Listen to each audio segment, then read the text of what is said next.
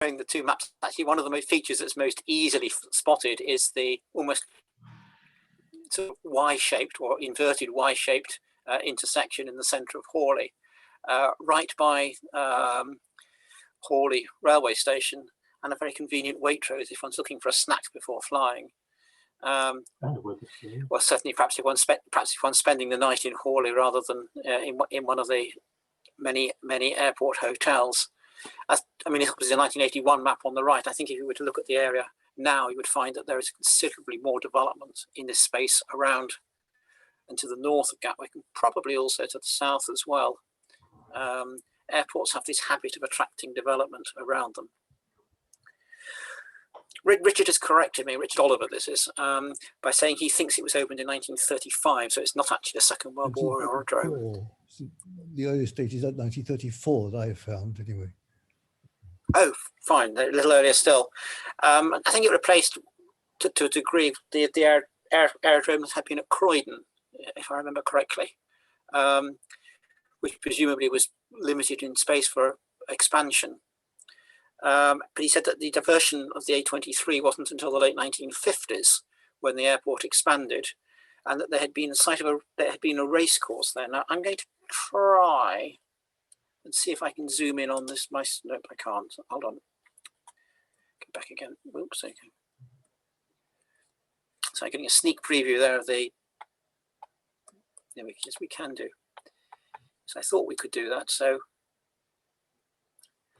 if we keep in mind the area where the airport is, and as I said, it's very strange how it's almost completely missing apart from the sort of modern symbol for an aerodrome on the actual map, as if it didn't really exist in reality. It was more sort of some mental concept.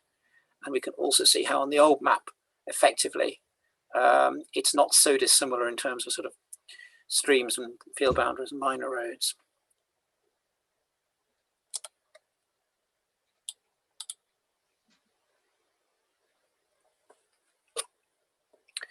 Right, we will now move to Dave Watt, and hopefully you will hear us other than mine, or Jerry's for that matter.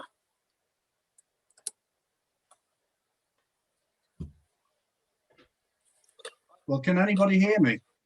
We can. Yes, well done. Yay! Yay! My word. Right, okay, everybody. Only 2 slides, you'll be pleased to hear. On the left, we have, and all of the, well, these two are both, thanks, Mike, I'm glad you can hear me. These are 2 sheets at 250,000, one in 250,000, as it says there. The one on the right is your standard joint operation graphic air, which was the military 250,000 medium scale planning map, which was designed to cover the world and was done by various NATO and other nations as a combined effort to cover the world. And I'm not too sure it actually happened, but I think around about 11,000 sheets were actually produced in a series. What we have there is actually a composite, because the sheet line is actually at 55 degrees north, which goes through the centre of Newcastle upon Tyne at the top.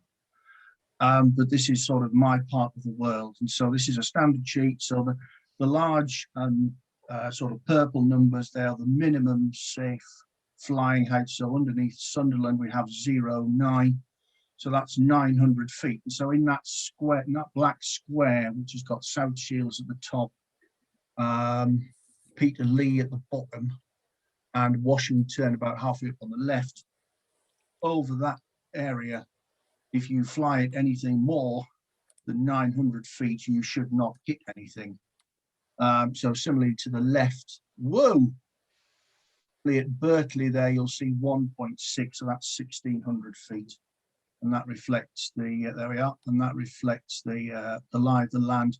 But it also, having had to calculate these things when I worked for Julian Williams, that will also include the idea that you could have in that, anywhere in that square, actually no, on the top of the highest hill in that square, you could have a 199-foot obstruction which nobody knew about. So there was a level of there was a level of give in that. And so, I mean, it's quite a nice looking map, as you can see. There were various versions of it specific to the UK, where flight information region boundaries were added on and that sort of thing. But quite a nice looking map. It was superseded in the early 1990s by standard OS 250 thou mapping that was doctored for our own use. So it was given a GSGS number or a standard series designation. I can't remember which now, but so these were superseded. David, just before you move on, can I comment that although there's quite a lot of additional information, it's actually mainly printed in a blue that's very hard to read. You know, even the 1.6 around Berkeley there, you could look at the map quite easily and miss it. And then there's sort of various bits down here, and I think it's a closed aerodrome up here that really were not terribly obvious. I just wondered whether there was any criticism of that, or whether it was just accepted that perhaps the lie of the land was more important, or what you see on the ground, than the additional information. No, it's mainly that the composite there is from around about 1983, so it's the best part of, well, that's nearly what, 40 years old, and so the ink is very slightly fugitive. I mean, it wasn't, these sheets were not designed to be used 40 years later, but at the time of its original printing, those numbers and the air information, I should say that the purple information on there is the added air information. So you've also got obstructions on there, and you'll see that there's a raycon, which I can't quite remember what that means. But various aeronautical information that would have stood out an awful lot more, and over the years it's gradually faded. Okay, thank you. So on the left, yeah. So go ahead. Sorry. So on the left-hand side, what's the reason for the parachute symbol northeast of Washington? Good question, well put. That, I think, that is what is now the Nissan car plant, and so that was RAF Usworth, and so that was an abandoned. That was I think a grass airfield, and presumably it must have been designated for I don't know, parachute practice or something like that. It's certainly very well away from any airfield, any airport. Well, in fact, if you look to the northeast of the parachute, you can actually see the runway plan for RAF Usworth. This sort of, the purple thing that looks like a Y shape, an inverted Y. That's that. So it's possible that there was a large area just next to the airfield, which was designated for parachuting, should you so wish to do. I mean, the other thing on there as well, which if you look at Ryop on the seashore to the west of Ryop, you'll see another purple line, and that's a power line. So that's, again, that will be an obstruction to airmen if they were unlucky enough to fly at relatively low levels. So they're on there too. So I think that's it for that one. On the left here, you've got a slightly different interpretation, and this is what's called a radar matching jog. Oh, there we are. I parachuted into there in 1982, Sunderland Flying Club then. So that's the answer to, thank you very much, Stuart. That's the answer to that one. So that's the Flying Club. On the left-hand side, we've got a radar map matching jog. Now, this was designed specifically, and the slide really doesn't do it justice, because the orange there of the high ground is absolutely leery. It looks as though somebody's gone along with a child's crayon and just splashed colour everywhere. The idea of these was that this is what you would see. I can't actually remember what the specific form of radar was, But this is what you would see on your radar screen in your aircraft, should you be flying along either in blue light or a red light. I'm not entirely sure. Now, when you change the light from normal light to red light readable or blue light readable, normal colors don't work. And so you have to completely change the color palette. And so you get this vibrant blue sea, jet black, the tramway system and the Isle of Man railway system, including the Snaefell line. And instead of the power lines being in blue, they're actually in pink, as are the obstructions. So just south of the main conurbation there, Douglas, you'll see a thing that looks like a rocket taking off with some numbers next to it. Well, yeah, either there or just slightly up a bit. There we are. That's it, and that's an obstruction. In fact, there we are. It's 767 brackets 271, is it? I think 741 brackets 200. Oh, sorry, I'm looking at the other one. Yeah, Yeah. No, sorry, Yeah. Yeah. And what that actually means is that the top of the obstruction is 762 feet above sea level, and the obstruction itself is 271 feet high. So these covered quite large areas, bits of Western Europe, bits of Eastern Europe, and I've got a few of these sheets, but they were really just as an oddity, really. Actually, down to the bottom, on the extreme bottom of the screen, you'll see an airfield layout again, which looks like a bit like an extended star there. So I imagine that's the main airfield for the Isle of Man. No doubt someone will correct me on that. I think it's Ronaldsway, isn't it? Oh, there we are. Yeah, it's yeah, it is. So that's really my first slide. My second slide.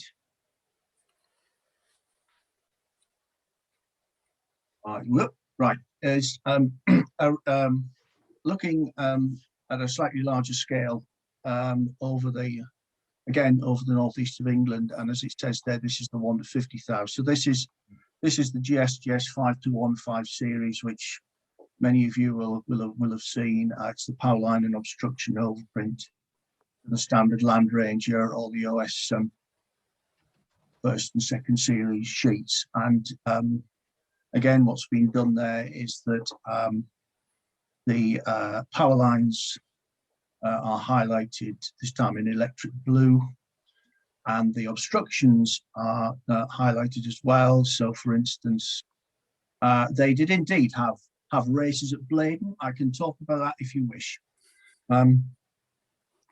Yes, so in fact, the Bladen races, the well-known Bladen races, if you see on the left inset, on the right-hand side of it, just where the road goes across the river, there's a place called Bladenhofs, or Bladenhorse, as they would probably say down here, and that's where the race course was.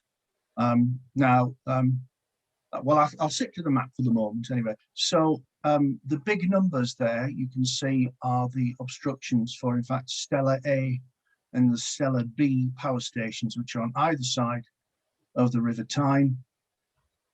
So the top of the chimney there on the west side of the river would be 388 feet above sea level, and the chimney itself was 375 feet high. Then you've got the metric conversions there, and on the right, on the east side, fractionally taller, 391 feet on 375 feet high again. So that's those. You see to the left of that, there's on the base map itself, you've got L sub star. Well, the L sub star is still there. It's a huge electricity substation, but both the power stations are now housing estates. And what else? And on the right hand side, the extract there, you'll see on the right hand side of that, you'll see a red dotted line which goes north and then northeast. That's what's now the Newcastle Western bypass. That's now the A1. in 1987, that was a figment of the Transport Secretary's imagination. So yes, the Bladen races were, yes, they were a drunken, debauched mess. And so the good burghers of Newcastle upon Tyne decided that they'd had enough of this. And so in the 1870s, I think it was, they decided they were going to have a fair with a huge fairground, which they put on the town moor, which is to the right rather of the right-hand extract. And that is known as the Hoppings. And the Bladen races eventually fizzled out, but the Hoppings are still going strong, and certainly in normal times. They are, I think it's the largest movable fairground in Europe, and it arrives in Newcastle, and I think they stay for a week, and it's absolute complete chaos to the north of Newcastle. So if you go there, please don't go when Hoppings are on, because it'll just be madness. The GS 5215s, they cover the whole of Great Britain, and they've actually now been superseded. The series has now been superseded by a thing called M726 Air. So it's the same information, but instead of it being now a GS designation, so primarily used for UK troops, M726 Air means that it is now a NATO standard sheet, and therefore can be used by NATO troops if they are deployed to the UK for training or, and forbid, for anything else. So the maps are slightly different now. And the way that the overprint information is collected as well has radically changed, and there is now a huge amount more information. It's a lot more data than it was in 1987, and generally they've got their act together, or more together. I think that's it from me. If anyone's, oh, hang on, have we got questions? I noticed some chat down the bottom. I think, but I think I've answered all those questions. Yeah, so if you've got any more, I'm open. Just one comment, Dave. Yeah. On the first chart that you showed covering Tyneside, the comment was made about the amount of clutter and the difficulty of reading the maximum elevation figure on that. It's worth pointing out that that joint operations graphic, as it was called, was actually produced as kind of all things to all men in uniform.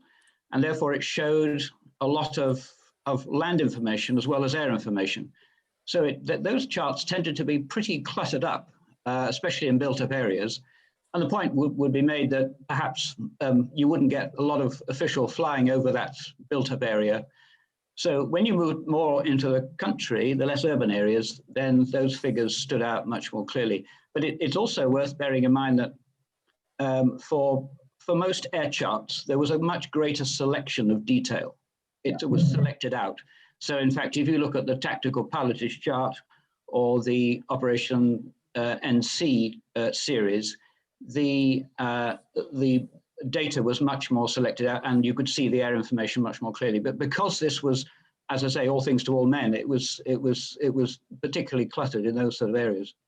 Yeah, and I mean, if you looked at the, I haven't got the example here, but if you looked at the joint operation graphic over West London, over west of 0 degrees, I mean, even in 1987, with the comparative, lack of skyscrapers in Canary Wharf and in central London, there were real issues with the guys who were compiling these as to how they grouped. There was no way you could put on the map every single obstruction. Therefore, you grouped the obstructions. Which obstructions did you group? Where did you put the obstruction? Where did you put the obstruction symbol? So it made sense to the airmen. All this was going on, and so it was it remains a very skilled job to produce these things in a meaningful fashion to an airman flying along, at quite fast pace. I mean, there's other things on there like the dismantled railways, or rather railroad, of course, because it was an American. If you look down on the bottom left-hand corner to the southwest of Bishop Auckland, you'll see dismantled railroad. Because of course, south there we are. Because technically this was an American-owned series, and therefore the specification was American, and therefore it was a railroad, not a railway.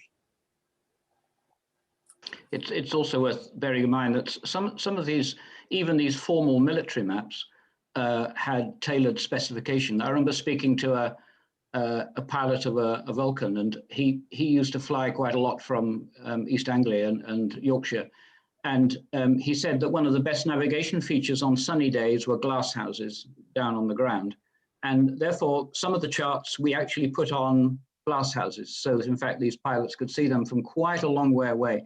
And they were very good navigation features. So that's an example of where there was some flexibility in the specification. Yeah, that's very interesting. I wonder whether they would be doing the same now with solar farms. I mean, certainly solar farms appear on some of the OS ordinary maps. So, one of the things that doesn't appear on these. Yes, I'm aware that railroad was used in the very early 19th century. In fact, you know, before well, I think the original Stockton and Darlington might have been a railroad. But yes, what these charts, what this example does not include, of course, because they weren't there, are the wind farms and the wind turbines, and they were of course, they were a huge change for airmen, because of course, if you've got a wind turbine that's 350 feet high, they are an obstruction, and therefore you need to put those up as quickly as you can. Now, the interesting thing was that when first of all, there was no central authority for where these were. Anybody could stick one of these things up in their back garden should they so wish, and there was also never a requirement to actually to actually accurately say where these things were. So the planning permission would give you a rough area where you could put your wind farm, but within that area you could stick it anywhere you liked. And depending on what the height of the land was, you could end up with a whopping great big obstruction that nobody knew anything about until somebody decided they were either going to fly into it or get a nasty shock when they flew around it and didn't know it was there. And so in the early days of wind farms, there was a great deal of work done certainly by the Defence Geographic Centre. First of all, get the information. Second of all, get the information in the right place. And there was quite a lot of lobbying done of energy firms and power firms to actually get this information. And yes, solar farms will be on there as well now. So yes, it's an emerging specification. It's still used. It's not used in the UK, but it's used elsewhere around the world. And the other thing to bear in mind is that what you're looking at there is a UK specification. But depending if you were the French, they had a different spec. The Germans had a different spec. The Dutch had a different spec. And in fact, I once put together a talk at Tolworth just about joint operation graphic specifications. And I think I pulled out 23 different types, all theoretically joint operation graphic, in fact, looking radically different. I think I really better had shut up now, because I think I've been going for about 20 minutes. John, Dave, it's Jerry. I'd just like to ask, I seem to remember somewhere having a helicopter obstruction map. Was that produced in this country for many areas? Yes, it was produced. As far as I'm aware, Julian will probably be able to correct me on this, but certainly for the London area, where there is a designated helicopter flight path between Gatwick and Battersea, because the main central London heliport is at Battersea. And there was a flight path between Gatwick and Battersea, and another flight path between Heathrow and Battersea. And helicopter information was put on that. I certainly know of those. I don't know whether Julian knows of any others. Yeah, the London one's a much bigger sheet now. It's got a lot of data on it. Yeah. I think the I think the main thing about helicopters was that they did put overprints for helicopters, but that overprint was probably a more intense specification at a larger scale. So that the helicopters obviously wouldn't need the smaller scale stuff. So there were helicopter charts, but they were at 50 thou and in designated areas, and or maybe some larger scales as well. But there was definitely a 50 thou scale helicopter chart, which was really the same as the air charts for other aircraft, but in more detail. And I have a feeling the obstruction data was more intense as well. So it actually was anything 50 feet above ground level, I think, was shown on the chopper charts. Yeah, I think you're right. Also, Thank you. Thank there you. was a 1 in 250,000 helicopter chart in 18 sheets, GS 5344. There we are. It came out in 1980. Yep, that's right. Yep. There we are. Yep. For many years, OS had a requirement to record and report airspace obstructions. This is from David Andrews. Anything over, whoa, hang on. Anything, oh, hang on, this is quite a long one. Anything over 150 feet above ground level and in urban areas, and over 300 feet above ground areas in rural areas. When I was an OS survey section manager in Newtown, Mid Wales, we realised the BBC mast and nearby private radio mast on Mochra Hill were not recorded. We surveyed the national grid positions of both masts and heighted them above ground level and above sea level. Some weeks later, both masts appeared on, presumably the GSGS 5215, but the chat stops. Anyway, if that's it, Ian, I'm happy to. Yep, certainly. I'll hand over now to Ken Hollenby. Ken is taking a completely different aspect of aviation maps, looking at issues by airlines, I think mainly for the pleasure of the passenger. Right, I'm ready when you are. Yes, go ahead. Right, I've got two maps. They're nothing to do with the Ordnance Survey, and they just illustrate a little about the early history of traveling by air as a passenger. And interestingly enough, they're both sponsored by Shell. The first one is one on your screen at present, and this was published by KLM. I won't try and pronounce the Dutch, but if you look along the top, it says KLM. And it was published in 1929. And the Dutch aviation website says that it was produced for passengers, but as you'll see in a minute, it was probably as much use to the pilot as the passenger. It comes as a strip map, and it's about 60 inches long and folded into panels. So what I've shown on the left-hand side of the screen is just the final panel, but there are separate panels all the way as a continuous strip. And you can see on the bottom that the flight didn't come straight across the channel, but it took a very conservative route coming along the coast, down as far as Calais, and then doing a short hop across the canal, as you will see, folks, and then up through Kent and Surrey to Croydon. And Croydon then, and you'll not, well, you might not be able to see it on yours, but it actually, the airfield in Amsterdam is called Schiphol, which it still is called today. So Schiphol has been there right since the beginning of aviation.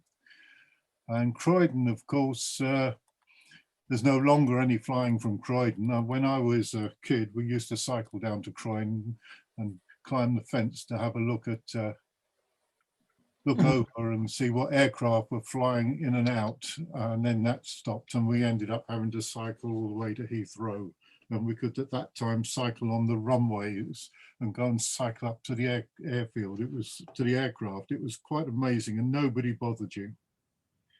But the Croydon Airport was an Art Deco airport, and those buildings still survive. The last time I tried to go and see them, they weren't available to go and see.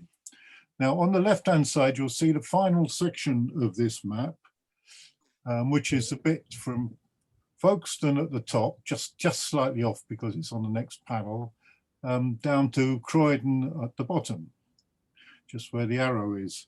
Now, you'll see there are two types of symbol. There is a solid square, as you can see, for Croydon and Kenley and Biggin Hill. So they were already airfields back in 1929, and of course became famous as Second World War airfields. So I remember when I was in the Boy Scouts, we used to go to the scout camp at Down, which was just the other side of the fence from Biggin Hill. And there was a bomb crater right next to the Nissen hut that we used to stay in winter camps. So Biggin Hill has got lots of memories for me. Now the other symbol, if you see about halfway up, say Penshurst, it's a lighter symbol, it's sort of hatched. And these were described as emergency landing grounds. And so this is what makes me think that this wasn't just a map for passengers, that perhaps the pilots found it quite useful to know where they could put down in an emergency, because these emergency landing grounds are all the way down from Schiphol right through France, Belgium and France, and up through into Kent. So that's my first map. My second map, which is coming up shortly. Ken's benefit at the other screen, the other image is on the next screen. So. Oh. Yep. Now the other image is just a bit of. Never mind. We'll come to that in a minute. Now this is a really interesting map, and I bought it because it is a rather expensive collector's piece, which is absolutely nothing to do with the cartography. On the rear of the map, which you can't see, and because it would take a lecture in its own right, are cartoons and a history of aviation by the renowned designer Edward Borden, who did a lot of work for Shell and London Transport, London Underground, and just everybody. And in the 1930s, he was the designer to go to. And it's listed as 1932 on his design for this map. So as you can see, it's this one is dated from 1934. And again, this is another strip map, and this one is clearly for the passengers. It was priced at 2 shillings, as you can see at the bottom there, which according to my information was £6.38 in 2015. And it was sponsored by Shell using their brand name Aeroshell. And it's the map of the route from Cairo to Cape Town. But clearly as far as I can see, what Imperial Airways, I'm sure we're still allowed to call them Imperial Airways, flew down from London, Croydon, Paris, down through France, into Italy, and sometimes into Greece, and then down to Cairo. So there was a route that way. And so Cairo was clearly the starting point for a number of routes south down through Africa or eastwards to India. And later, of course, to Australia. Which again, another folding strip map, and this one is 70 inches long, so there are 15 panels. So I've just shown the first panel here, which is the start at Cairo with the pyramids. So each panel has got the section of the map which is at the scale of, I've got a scale for this, I'm sure, yeah, 1 inch is 75 miles. And then above it is an Aerofilms photograph of one of the things to be seen out of the window. And of course, they were flying short flying boats, which were, they used very much marine terminology, and so the luxury standards in these short flying boats were to the standards that people would have expected to have had if they'd been going by sea.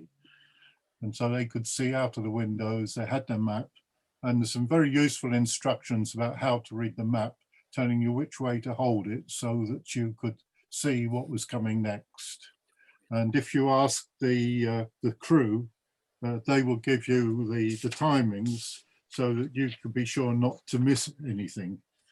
One of the officers will tell you the ground speed of the liner, not aircraft, so that you can check where is coming next and complete your daily diary in the space provided for this purpose.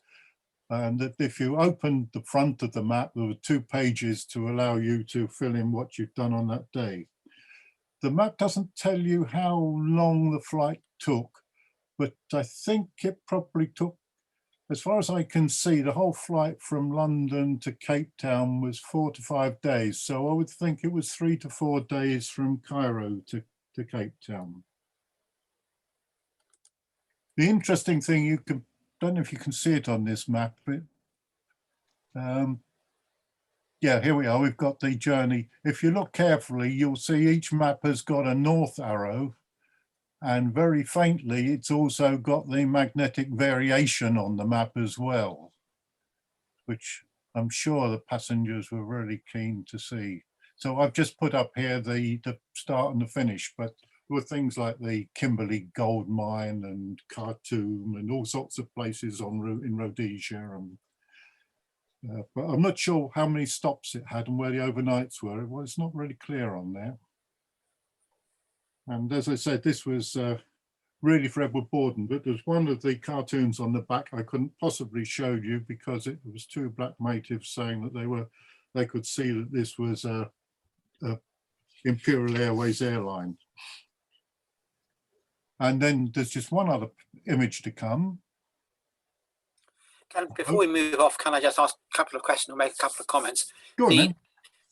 The logo here is, of course, the Speedbird that was used, I think, later by BOAC. BOAC use it later on. That's right, although turned in a different angle.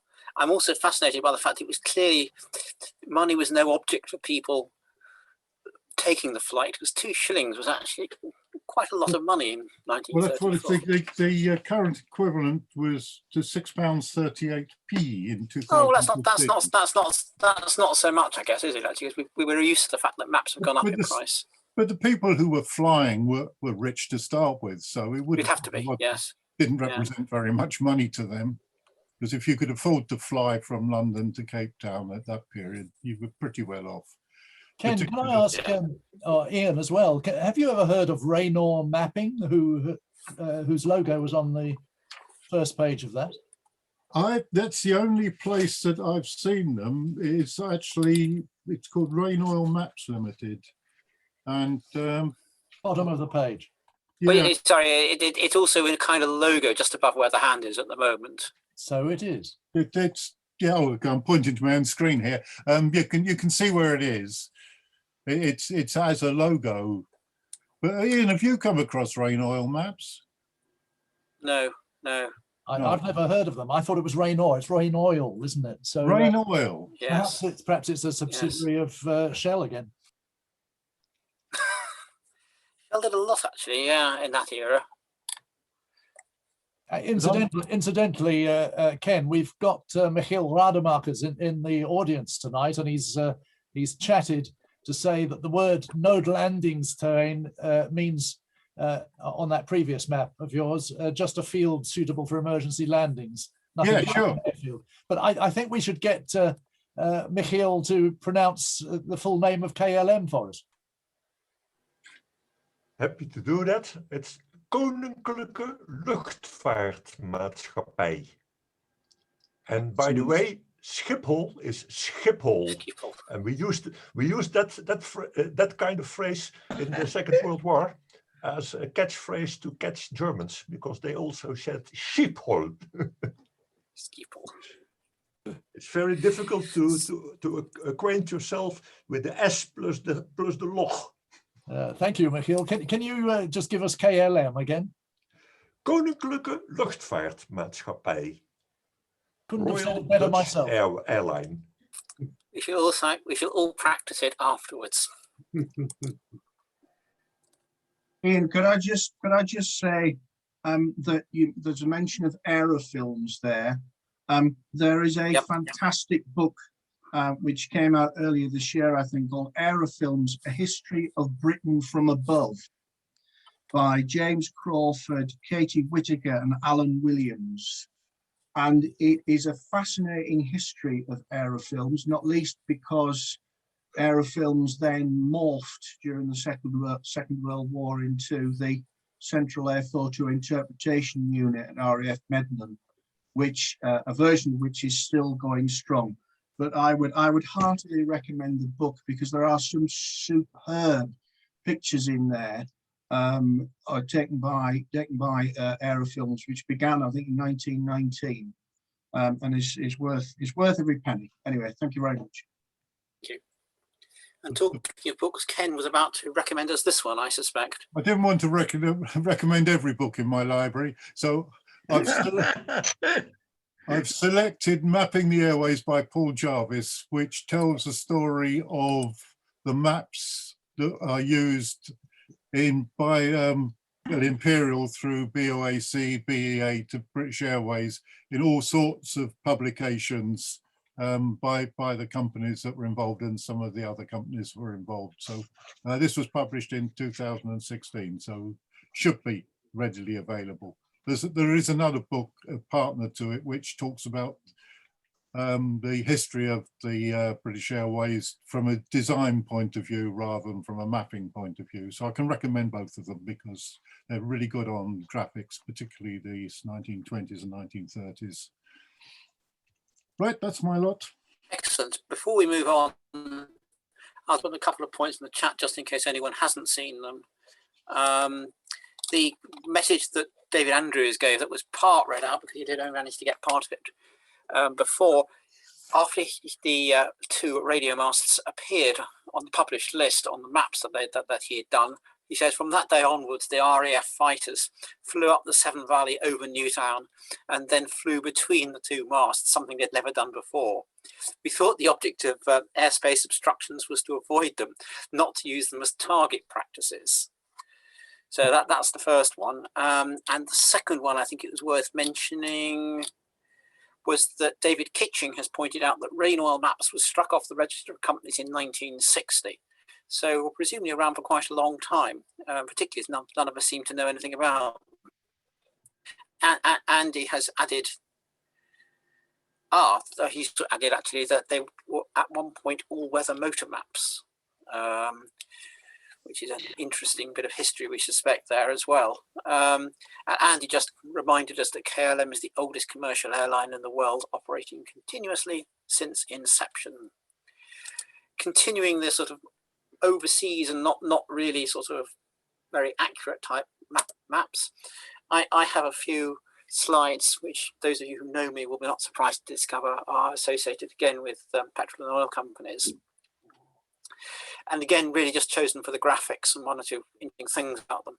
This is a 1935 Aviation Atlas presented with the compliments of Gulf Refining Company, which obviously is a subsidiary of Gulf Oil Corporation over in the US.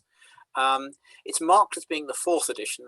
I haven't personally seen any of the earlier ones, although probably they will have equally graphic but different covers. It's 24 pages. It's very large format. It's about the same format as the sort of floppy back sort of AA road atlases that you can commonly find on motorway service areas. And it's got lots of things in it. The one thing it doesn't have are any aviation maps to speak of. It's got charts, it's got tables, it's got photographs. It has one sort of outline map showing the 53 airfields where you could actually buy Gulf products. There's another one showing the areas covered by radio beacons, or rather government radio beacons. And then there are a number of cartograms by state as well, showing sort of features such as the number of pilots registered per state, or the number of aircraft registered per state, or the number of airfields per state. And inevitably it has some sort of strange photographs, including one listing leading aviators. Now, I wonder if there's anyone on the call who can tell me what Miss Catherine Stinson was famous for, and why she made the list of great aviators. I suspect probably not. She apparently was the first lady to loop the loop. Mind's boggling. And as if to actually present the benefits of using aviation, which of course was fueled by oil rather than railroads, which at the time would have still been largely steam or possibly even wood powered in the States, it pointed out there was a table showing comparable travel times for mail by air or mail by railroads.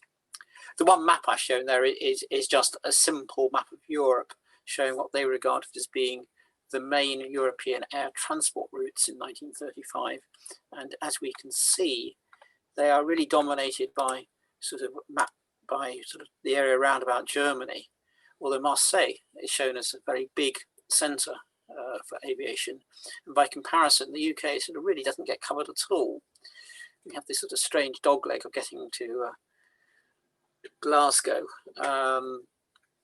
by way of Liverpool and Belfast. No doubt someone can tell us whether or not there were any direct internal aviation services within the UK at that stage. I mean, obviously there's the Scottish link there between Inverness and Kirkwall. And the Irish Free State seemed to be missing planes completely, as I guess so did Wales. Anyway, that's my first. I've got a number, so I shall run through them fairly quickly. The second one, also from the US, but a few years earlier, is from the City Service Company, which, in fact, in 1930, this example, slightly beat up the cover. It's an attractive cover, and it shows how aviation is used as a marketing tool for effectively what were mainly road fuels, cool motor gasoline as their well-known brand. But we have this rather nice effect of sort of almost like searchlights highlighting a plane flying above a city service gas station. And it's Sky Road or High Road, which is a nice phrase. And it's described as being a road and air map of Ohio. The main side is indeed a perfectly normal sort of road map of the state of Ohio, but at a relatively small inset on the back, we have a city service airport map of the state, which we can see doesn't really show that much detail. I'll just zoom in very quickly into that so we can. I'm not really sure how useful that would have been to an aviator, but I guess the thought is there if nothing else. And I'm particularly not sure how they would manage to negotiate their way around Columbus, which appears to have 5 public airports at the time, and a real danger to you fly out of the Norton field, heading towards Mansfield and ultimately, I think, towards Cleveland. You might well collide with a plane going in a different direction. But my third example brings us back to Shell. Shell were responsible for a lot of maps, but actually seem to have a particular interest in aviation. And this is from their Guide de Tourisme Automobile Aérien au Sahara, again 1934-1935, so again from the first half of the 30s, published by the Shell company in Algeria. And it doesn't actually have any overview maps. It has one very, very small map just showing the Sahara in general at the front that folds out. But it has maps showing the landing strips in the Sahara that you might wish to use. Sometimes sort of stunning in their lack of detail, you know. And I suspect that if one went onto the ground, you would find there was just a demarked out square at this particular place. And we're told that, yes, there was a distributor of special of Shell fuels and oils, which presumably is where this little symbol here, this is a Shell, an aeroshell symbol, would have represented. And basically you can more or less just land anywhere in the square. And this one's not too far away from the town of Ouagla. The one I should have scanned was actually 25 kilometers out of town, and it showed there was an associated photograph which showed little more than a shell pump sitting in the middle of the desert, claiming to be the airport. Same year, different place. We now have their general aeronautical map of France in 2 languages. Again, marking very little other than sort of places you might wish to land, divided between civil airports, military airports, and private airports, being sort of squares, circles, and triangles. I almost expect to see X's and find a place station there somewhere as well, actually. And also divided in between types into a major aerodrome, a minor aerodrome, and a seaplane station. Unfortunately, that particular extract doesn't have any seaplane stations. The nearest one was just off the bit I scanned up in Calais. And these sort of rather windy lines representing sort of magnetic declination. Did it really bend like that? I'm not sure. Principal roads, principal railway lines, just a few basic aids to navigation. And again, as so often prohibited areas, I'm not quite sure why you weren't allowed to fly over Cherbourg, but I guess that's probably something due to naval facilities being there. Well, I thought maybe that was Le Havre, I'm not sure.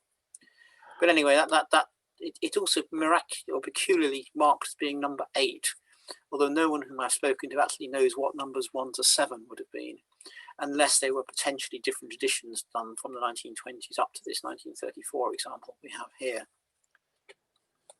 But something of a minimalist map, keeping to the minimalist shell map theme, but moving 30 years forward on.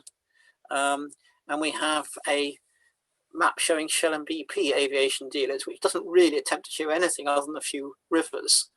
I suspect that maybe the rivers would be reasonably clearly marked, visible from the air, so that on this one, for example, on the bit across the channel, we don't even have Cherbourg or Le Havre marked, and we have no towns marked in the UK. So if you're looking for sort of flying over Brighton or Eastbourne, you're out of luck, I'm afraid. They're not there, although we do have the river winding its way through just to the east of Brighton.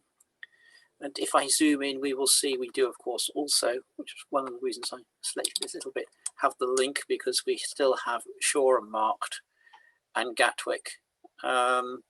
This must have been just after Croydon closed. Richard Oliver commented earlier that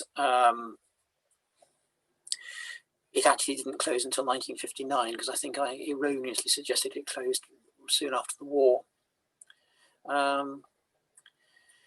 The highlighted ones, I think, are the ones where you can get Shell and BP facilities, but there are also obviously some the major aerodromes marked in red there as well.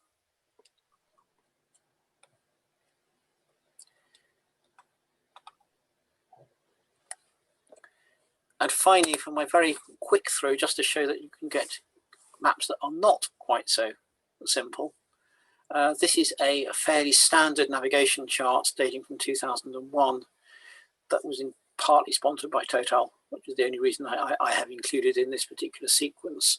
But I do that as an indication to show that not all maps are quite so basic, or not all maps associated with them are quite so basic.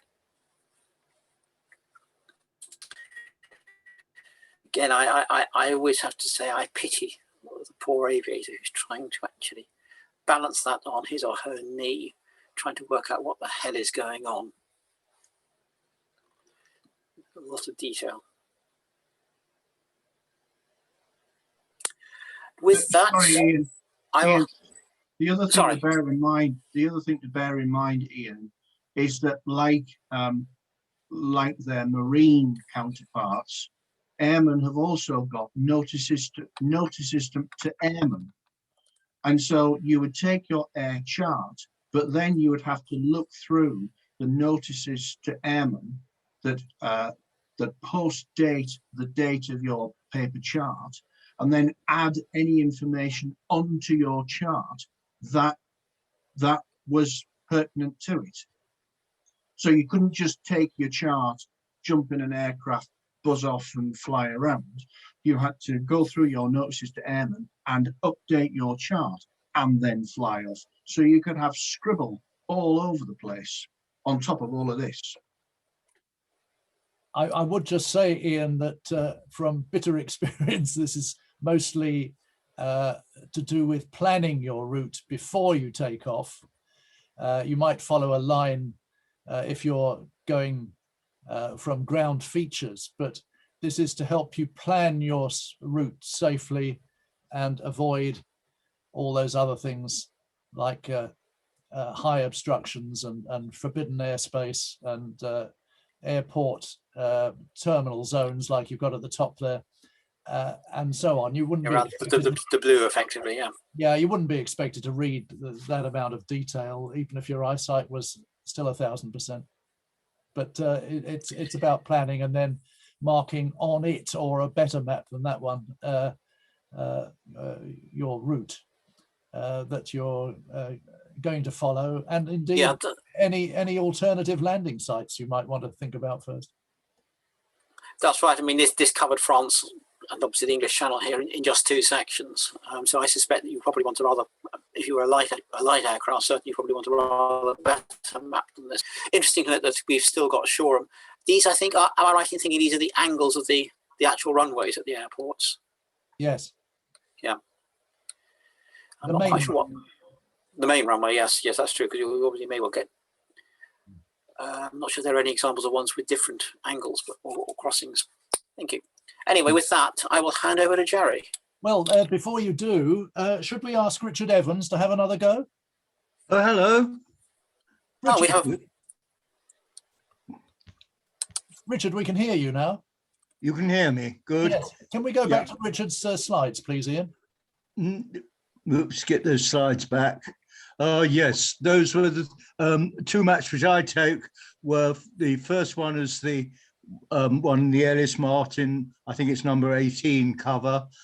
So that goes back to the 1930s, and it is within the scope of Tim Nicholson's Sheet Lines article, which is my only source of information really on aviation maps.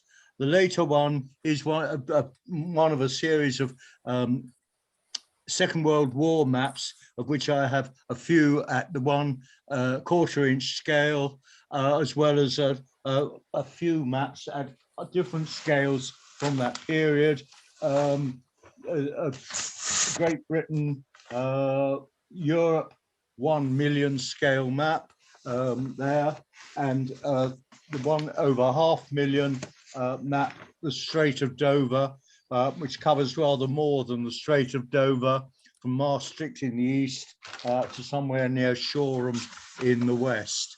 My only point about these maps really, and all Ordnance Survey aviation maps, is how little there is available in 40 years of sheet lines, and very much that it was Tim Nicholson's introduction that was really my only source of information on these.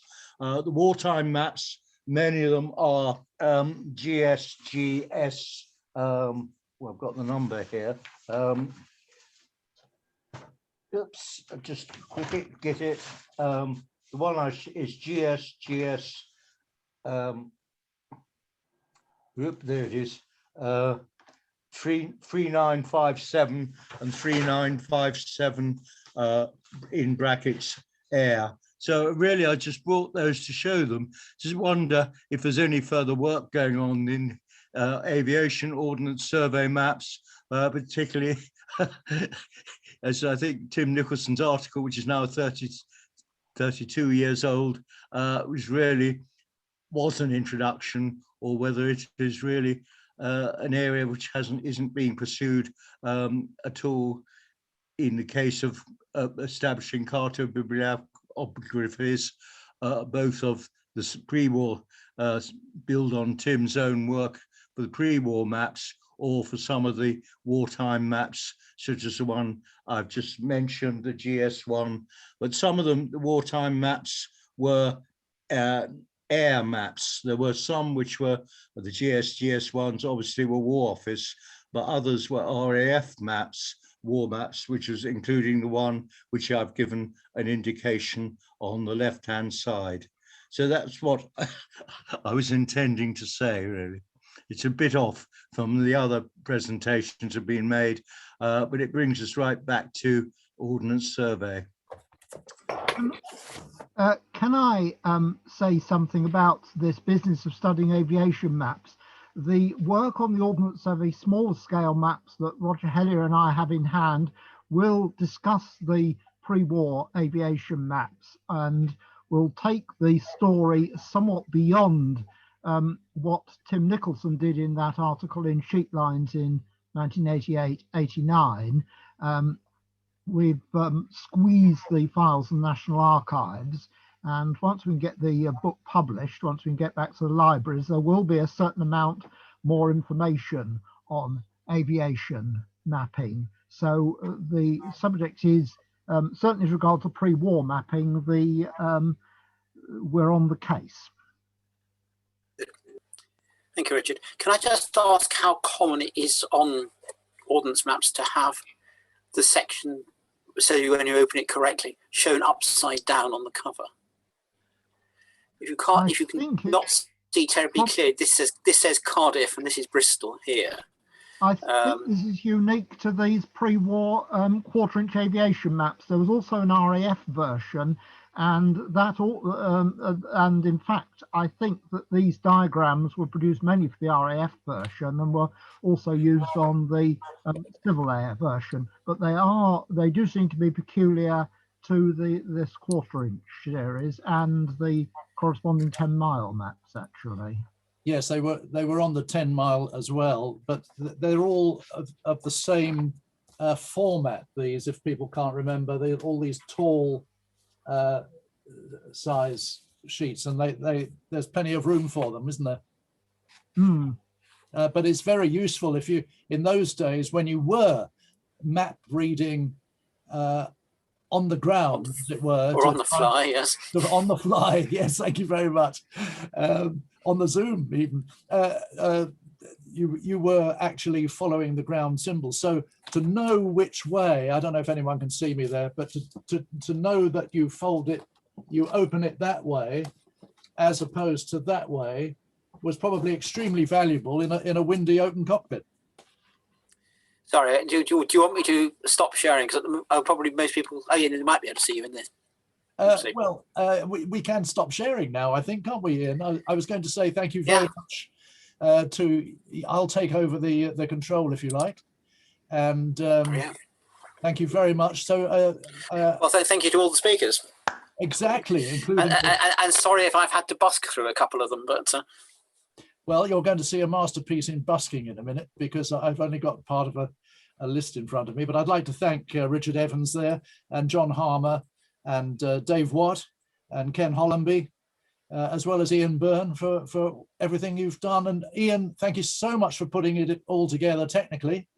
And I know you've been under a lot of time pressure, and I made it much worse.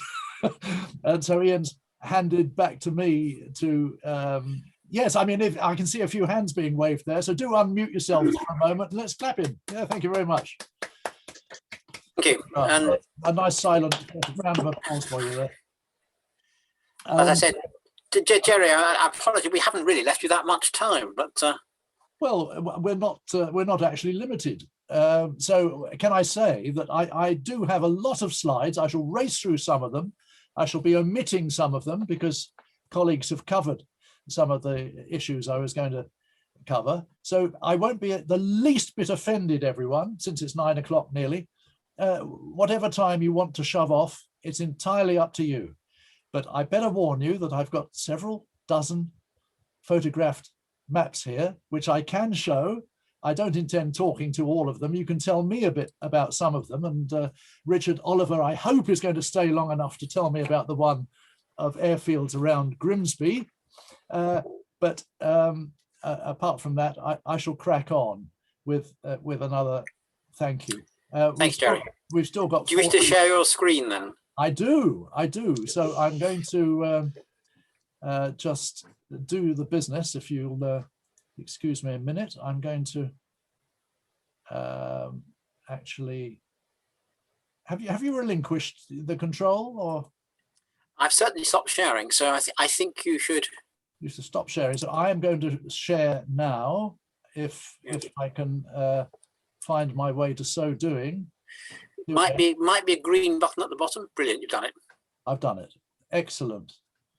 Excellent. This is a minor miracle in itself, because I'm screen sharing using a PowerPoint presentation, and I shall I need to reset this, don't I? I need to go back to slide 1. How do I do that, someone with PowerPoint? Click in the left range. Click on slideshow at the top. F5 is another way of doing, yet another way of doing it. There's also a way of doing it. I've got it. Thank you very much. I'm so used to having when I had an office, of saying to someone, Fred, tell me how this works, or get this done for me, or whatever. And it doesn't always work on your own. Whoops, I'm now moving on too fast. Excuse me. Oh, whoa. Bear with me. I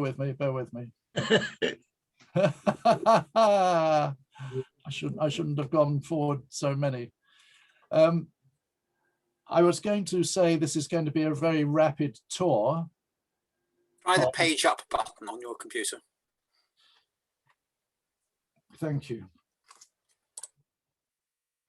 Lovely jubbly.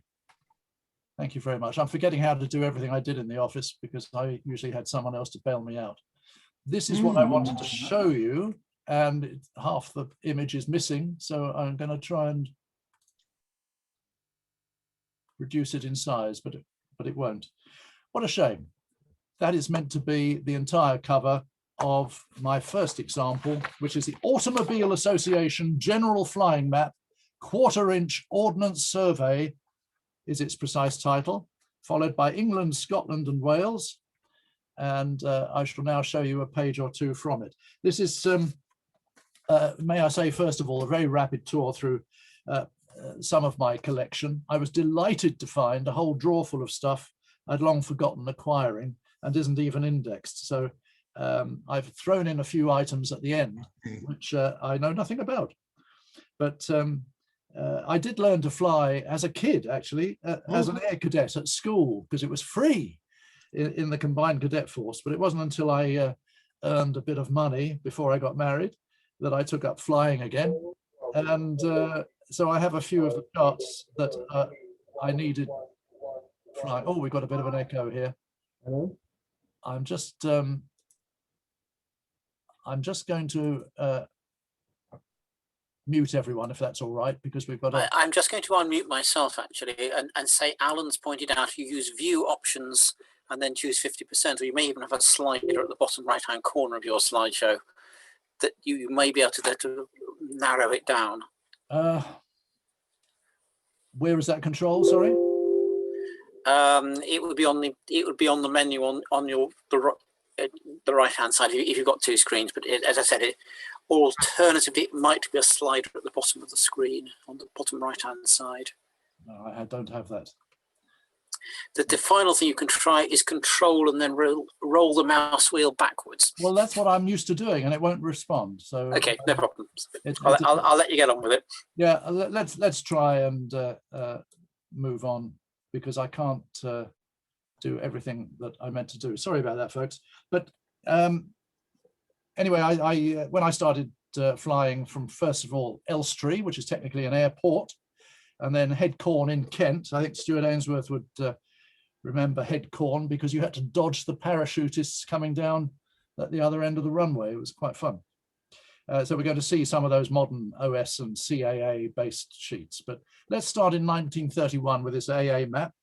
And here is a sample of it, showing what became famous in North Wheel. These are 1931, did I say that? They were rather like the Michelin maps in that they were strips of the country. And this is the strip north of London up to Birmingham and Norfolk. And I just wanted to point out, I don't know if you can see my pointer on this, can you? I'm circling North Weald at the moment, looking for somewhere to land. But over here at Broxbourne and Hatfield and Radlett, there are slightly different symbols for each aerodrome, as they were called. And the reason for that, oh, here's another bit of example before I show you. This is rather browner with the Chiltern Hills looking positively mountainous. This is very boring for me because I can't control this. I'm going to just come out of screen share for a moment and come back in.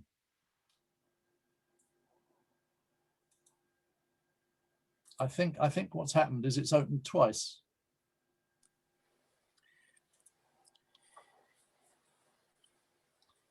Can I leave it like that? Is that too much trouble for people? We can't see anything at the moment. We've only got when you're not shared at all, I'm afraid. Okay, just bear with me. Sorry, folks.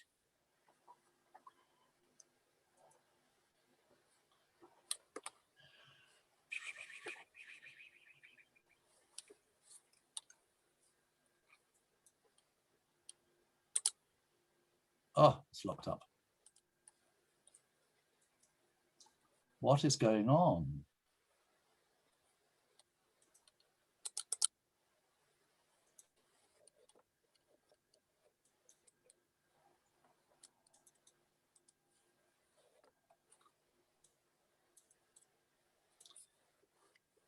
Can someone say aye if you're seeing that?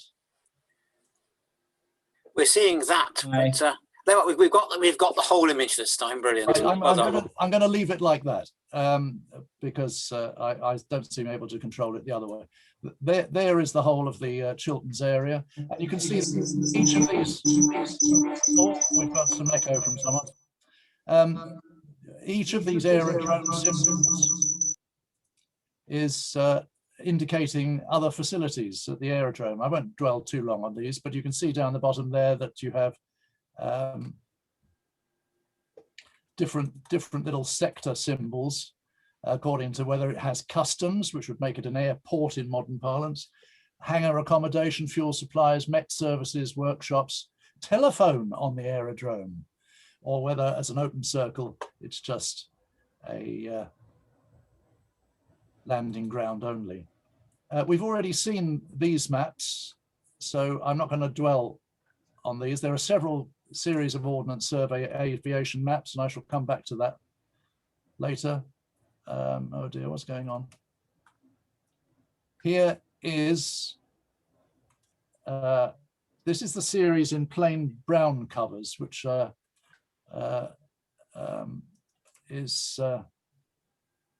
it's out of sequence. I'm so sorry, but this is how it looks when you open the map.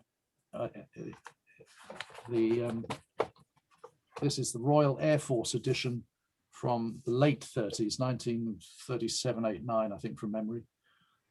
This is England, Eastern Counties. You can see artillery range here, so we were already practicing for the big show, I suspect. Here's one to make Richard feel a little bit at home. I'm going to try and drag this down. Here we are. Richard, can you advise me? What's going on? Oh dear, oh dear. I'm afraid this machine of mine is showing its age, like me. I'm going to have to come back to that in sequence. This is from the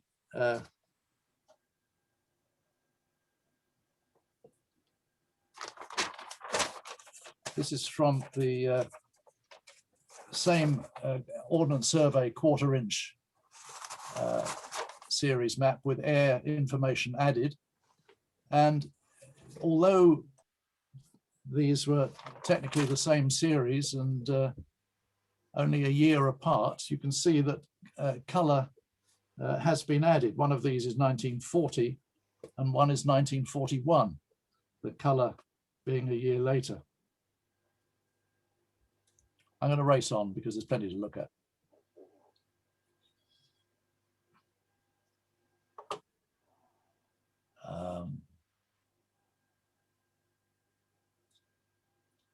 Sorry, folks, I think that's one that's meant to have been edited out. This comes from a military exercise map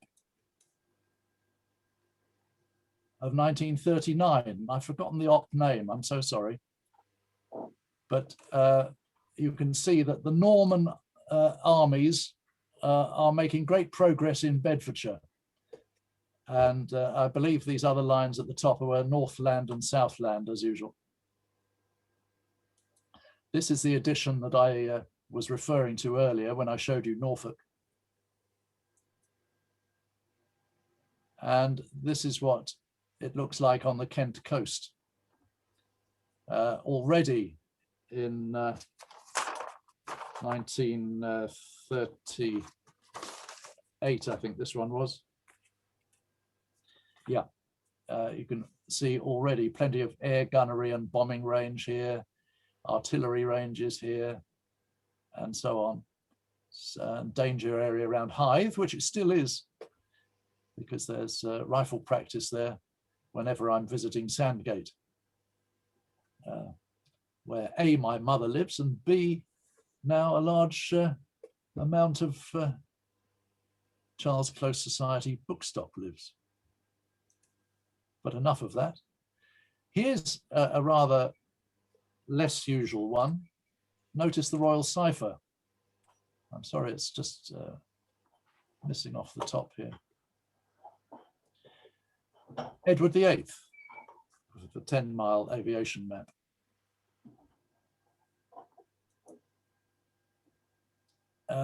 And to hold it open,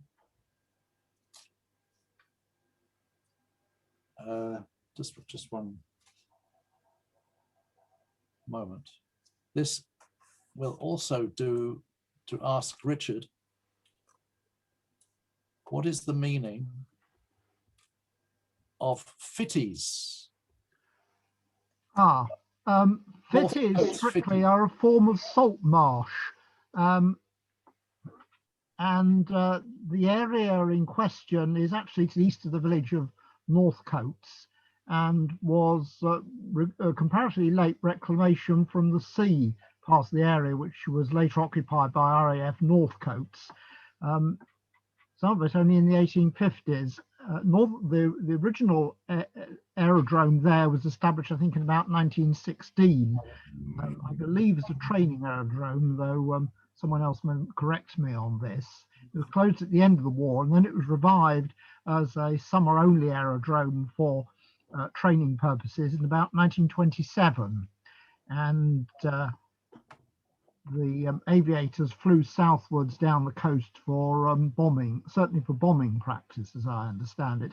It sometime, I think in the later 30s, it became a year-round aerodrome. I've never actually been close up to the aerodrome buildings, but it had a completely new lease of life, as several of the Lincolnshire airfields did from about 1961 as a base for rockets, which can be seen quite clearly pointing up from it somewhere in sort of northeasterly direction. I wonder whom they're aimed at.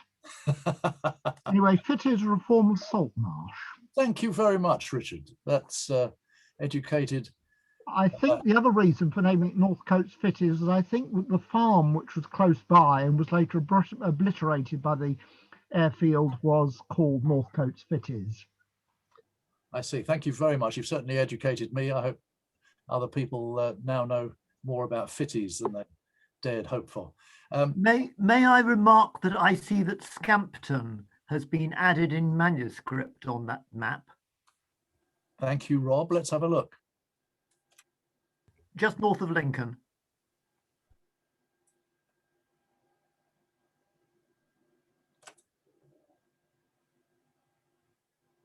Where am I going?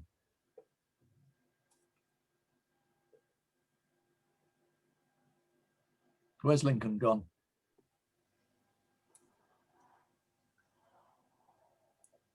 Yes, I saw it. I'm sorry, this is playing up. There. If you could, It's gone too far. It's very slow. I'm sorry, it's not behaving at all. But I saw it saying Scampton. That's interesting. Can I interpose and point out that not only has Scampton been added, but so also the look of it is Hemswell above, which is another of the late 1930s expansion airfields. There's Scampton there around my, yeah, thank you. I was going to point out, apropos of nothing at all, that you have here on the left my wife's very old flat iron, and on the right you have a First War British shell case, which was proudly cleaned up and presented to me by a Frenchman when some friends of mine opened a tank memorial at Flequier. So that was lugged back home. This is an inset on that same map showing London, which is quite interesting for the names of the airfields on it. You have Northolt, you have Heston, but you also have Heathrow just on the left there, which surprised me. I don't know the history of it as an RAF field, but I thought it was later than 38. I'm going to move on because there's lots of other stuff to see. This is the 10-mile map we talked about earlier, and with the Edward VIII cipher, lots of blue marine lights and airfield data, and a very comprehensive list of symbology. And someone has added in manuscript balloons. It's quite an interesting symbol, I thought. But look at all these different definitions here: aerodrome, landing ground, seaplane station, mooring area, airship station, mooring mast for airships. How about that one? As well as lots of beacons and lights and early radio items. Fantastic. We've seen some of these before. Here's the red biplane cover with, I think it was the George, yes, George Rex on the top. And there's more symbology for you, much the same, but more of it. And a very busy looking channel by now, or estuary, I should say, Strait of Dover. A lot more information in red. A lot of light ships. No forts yet. Like a fool, I was looking for my old home, the radio fort in the middle of the estuary there, because it wasn't built till 1941. This is a sheet, just one of a lot that I could have chosen. It's totally at random. Belgium and Northeast France, 1 to 100,000. This one of Soissons on the River Aisne, which had been quite a World War I battlefield, which I visited to see the caves in the cliffs there, where the Germans dug in. I think it was one of the first examples of trench warfare, actually. They dug in on top of the Chemin des Dames and nuked the British place down below. The officers were billeted in a farm, and quite by absolute chance and happenstance, we chose the same farm to ask for a bed for the night. And the man there knew the mayor, had 2 French-Canadian ladies staying there. Our French was execrable. His was inextricable, and his English, I mean, and we got along fine. And he took us on a grand tour of that place, but that's First World War. The fairly typical purple and green showing. This one is of Greece, the Peloponnese, and I don't know why I put that in, but I hope you enjoy looking at it. This is a bit of a tease because I can show you what's coming next here, can't I? This is a rubberized yellowish map. I'm going to prove to you that's the real color. This is a German bombing map at, you know, I've forgotten the scale. I think it's, I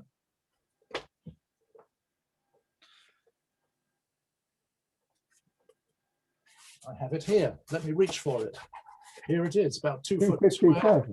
It's 250,000. This is 250,000, and the next one shows a blow up of around Southampton, which I'm coming on to, and Portsmouth. And just to prove the color is real, here's a modern tube map, the colors of which you'll be familiar, laid alongside it. I guess it's for easy reading inside a cockpit in whatever lighting German bombers had. There were two maps which came to me at the same time as this. This is quite blatantly an Ordnance Survey lift at 25 thou. Let me attempt to zoom in for you. There we are.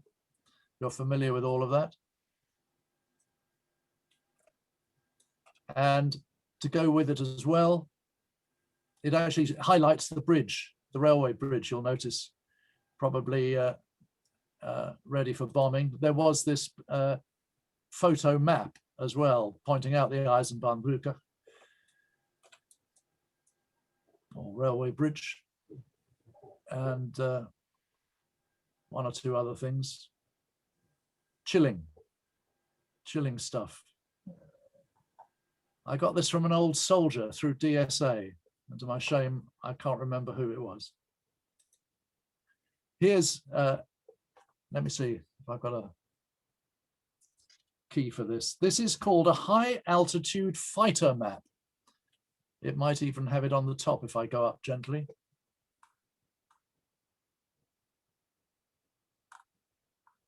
There we are, proof. High altitude fighter map in the corner there. And what I liked about this particularly was the coastal town map inset enlargements. I'll see if I can zoom in on one of them because they're really quite interesting. Thank you, Tony. Sorry. And motoring on. Jerry? This is now a random tour, I think. Someone call. Yes, I would like to ask, what was the purpose of the city enlargements on the fighter map? I've no idea. Because as a Dutchman, I see two Dutch places, both of which had extensive RAF bombing in the Second World War. Ah, well, certainly. Namely, my hometown, The Hague, which has we were always told that the airmen had some kind of made an error with the map, because they bombed a residential quarter with no strategic point at all.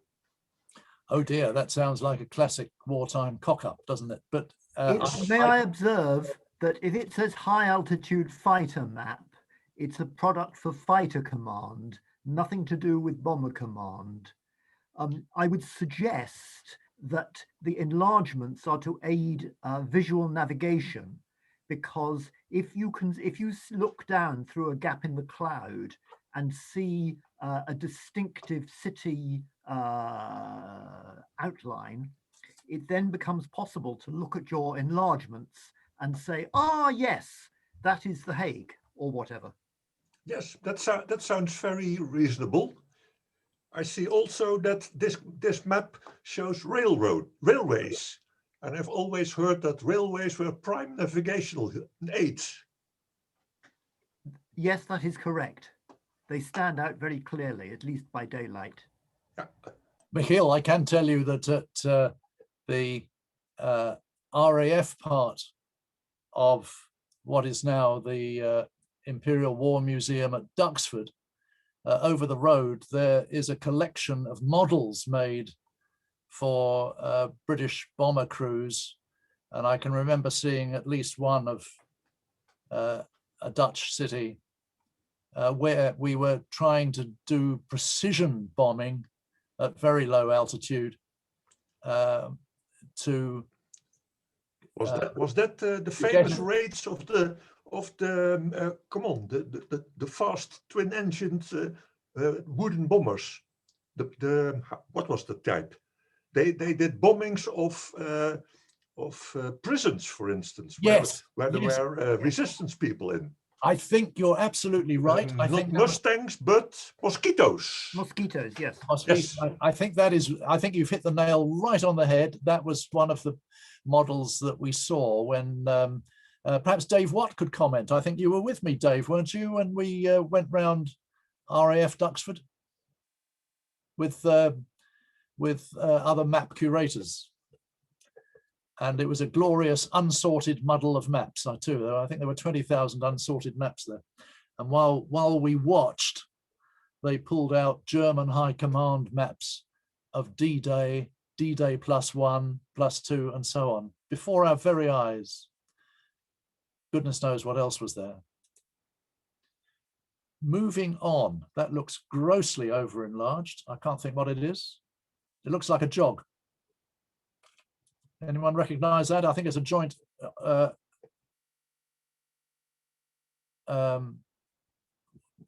JOG, what do you call it? Joint Operations Graphic. Thank you very much. It may be a smaller scale than that one, a Joint Operations Graphic, not sure. Yeah, I'm now running out of data on what I'm showing you, gentlemen. So please. This is Poland. Miskolc. Oh no, Hungary. Yeah, there were very large areas, or they are very large areas, and I'm just. I think the Czech-Hungarian border runs through that one. Yeah, this is the sheet called Wien or Vienna, which is right down in the corner somewhere, but it covers a vast area. Oh, I'm sorry, I'm losing control of this. Help. Never mind, let's motor on. There's the size of the whole sheet. And it's called an RAF 500,000 topographic tactical chart. It's not a jog yet. Yeah, that's what they call a TPC, I think, a tactical pilotage chart, one to 500,000. Thank you very much, Julian. But I took this photograph to show you just how very big it is. There's the whole thing. Not something you'd fold up in your cockpit. In fact, interestingly, that's a topographical tactical chart. So that's the predecessor of the tactical pilotage chart. So that's an even older one than the TPC. It's called, yes, topographic tactical chart. That was the forerunner of the TPC. Right. Thank you very much. It's exactly the size of the table I was using, so it's rather useful. Where have I got to? Here's one of the British Isles, and this is a jog graphic, I think, isn't it? I think this is no, this is ONC E1. Does that make sense? Can someone explain what that is? The British Isles in. Yes, ONC is an E1 operational navigation chart. Yeah. Thank you very much. There's some unusual shapes on here which I don't recognize. I guess that's oil rigs, gas rigs on the right there. I don't know what these other things are. Does anyone care to hazard a guess? It needs more study, and I'm sorry I haven't done that yet. But well, they were beginning to put on quite a lot of the oil platforms and oil rigs in the 1970s because they were navigation features, and also some of them were pretty high. Right. I think some of the markings may be controlled airspace. Almost certainly, Richard, but what I'm not sure is why, because they don't appear on civil maps in the same way. This one I put up because these are two jogs. One on the left is Joint Operations Graphic Ground, and on the right it's Joint Operations Graphic Air. And I just thought it might be interesting to see the plain white base, and blue of course, base mapping of the ground version compared with the coloration of the same, roughly the same neck of the woods on the right. This is a glorious one of, what is this? This is a topographical, what did we call this one? Topographical air map of the United Kingdom. This is the sheet for the Firth of Clyde, but ain't it lovely? This looks like Prestwick approach, this strange parallelogram down here. I've got a few maps I've never studied or clocked before, but I thought you might like to see some of them. One of them is of Airways to and from London. I'm sorry, this has got a mind of its own as well.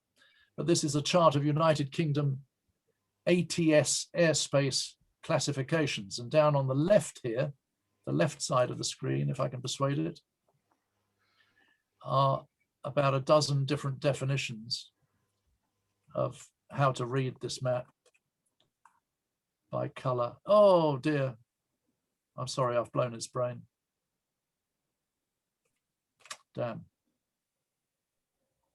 Let me try and get that back.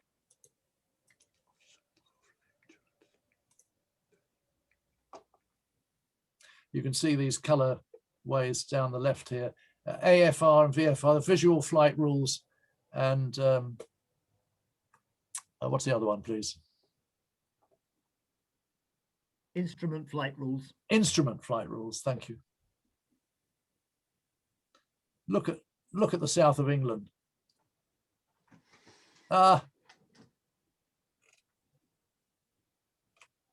Every ounce of airspace has a definition.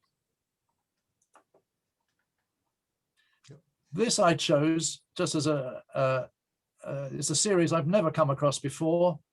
Anyone want to volunteer what it's about? It's called AFCENT. I'll try and get the title back on the screen. AFCENT Low Flying Chart Day, 250,000.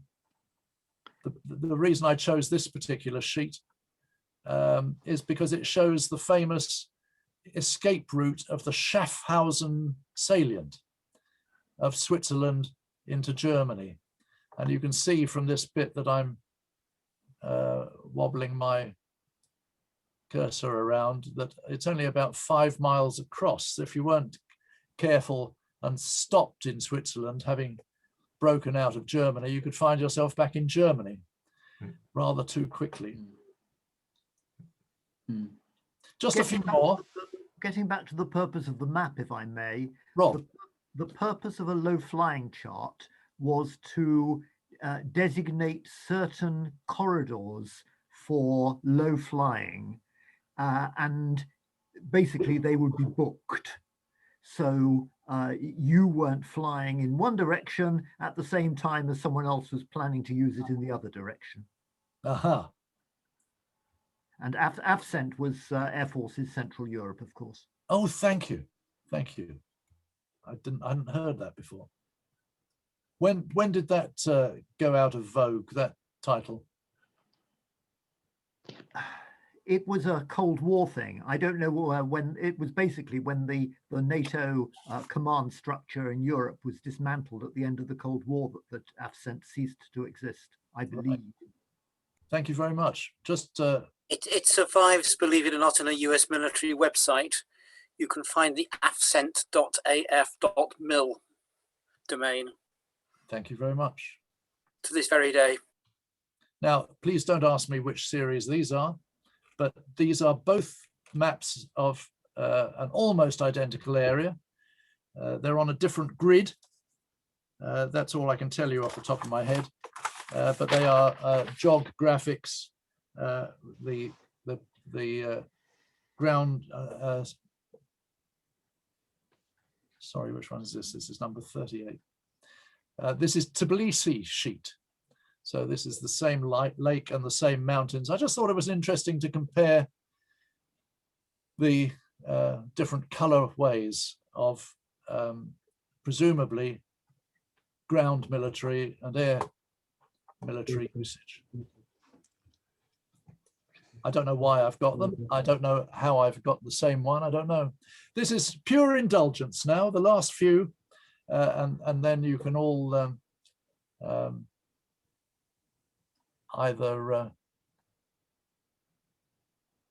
nod off or tell me what I've been collecting here. But this one is annotated with a microlight flight that I did from St. Albans, where there's a rather famous farm, believe it or not, completely coincidentally owned by the son of my father's friend. And we used to go shooting there in the early 50s.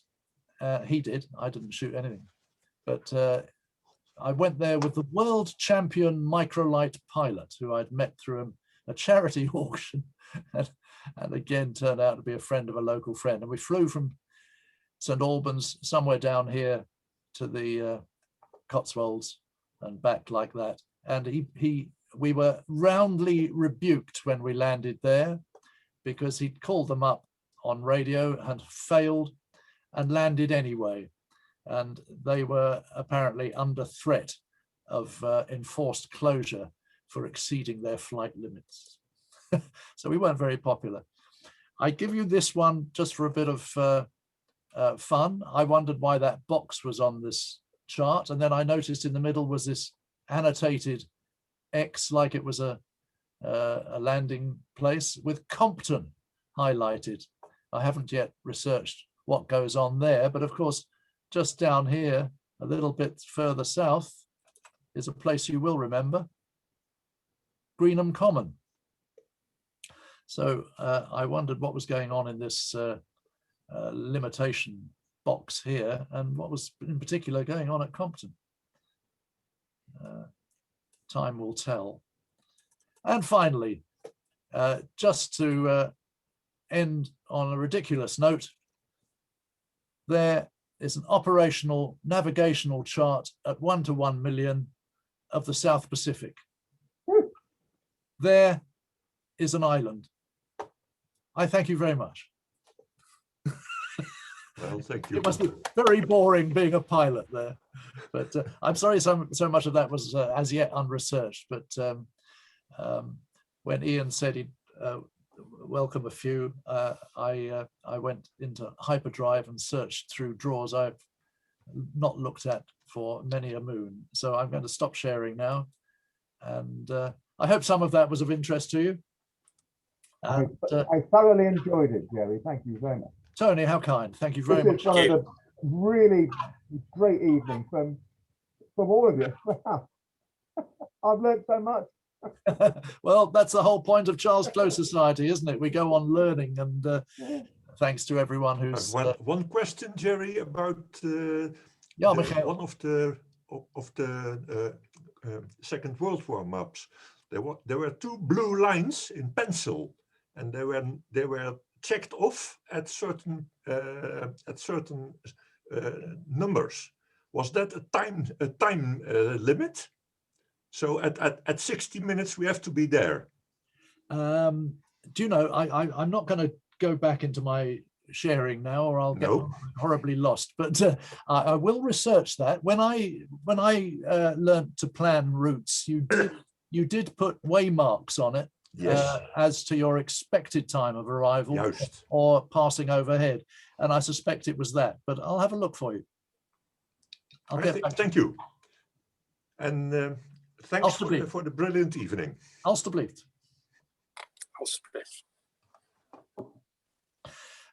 Does anyone have any questions for me or any other speaker while they're maybe still with us?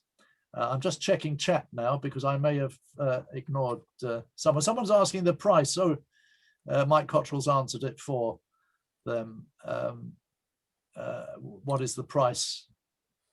Are OS aviation maps particularly rare? I think rare is too strong a word. They're unusual, perhaps, some of them. Like my Edward VIII ones, I rather enjoy owning those. But I've even been known to part with some of them to Roger Hellyer. So, you know, and I didn't charge you £100 a pop, did I, Roger? No, that sort of price being asked online is far too expensive. Let's see. Someone, Alan Simpson, has said, I believe Heathrow, also known as the Great West Aerodrome, was home to fairy aircraft manufacturers in the 1930s. Thank you. So that was probably the reason it was on the map, rather than a publicly operational site. And the mosquito we've talked about. And Ian has sent the link to afcent.af.mil. Thank you for that, Ian. And well, thank you again. If you follow that, like all good armies these days, it has a user-friendly website with lots of photographs of aircraft and people sort of probably being bombed out of existence. Yeah, some friendly-looking bombers. Yeah. Yeah. Thank you for that. Ian, thank you for organising us this evening. I'm sorry if I rabbited on so long. I'm going to go away and research the rest of them now. And thanks to everyone who's helped. So a very good evening to everyone. Next month, there may be a meeting at about this time in the month and in the evening. And Gavin Johns has kindly offered to give us another talk. And oh, hello, Jeremy Wright, my old neighbour. I just saw you flash up there. Another Lincolnite. But he's we're hoping that we can do a talk on Swiss topographical maps, Swiss topo, very beautiful mapping, and we're hoping to have an expert there, not just me with a pile of maps and Gavin's expertise, but we might have a guest speaker as well. We might have to postpone it from next month, but we will let you know more about that, whatever the next meeting is, shortly. So with that, I'm going to bid you all a very good evening. Thank you. Thanks for coming. Bye.